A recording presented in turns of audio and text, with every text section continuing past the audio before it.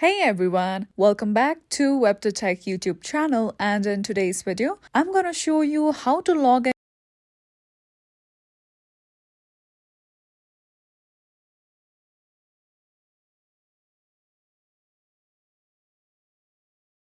on your screen. But for now, we're going to tap on continue with email just at the top of other options.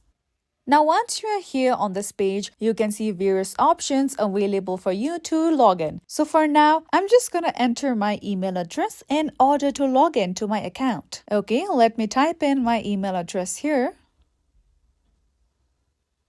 Here we go. Now in this case, you can see that there's no password required. So I just need to tap on continue to sign in order to log in to my account. You can also use other various social media platforms listed above in order to log in to your account. Also, you may also receive a one-time verification code on your text message. So don't forget to check that and enter it to sign in to your account. So this is it for today, and if you found this video helpful and informative, don't forget to subscribe our YouTube channel.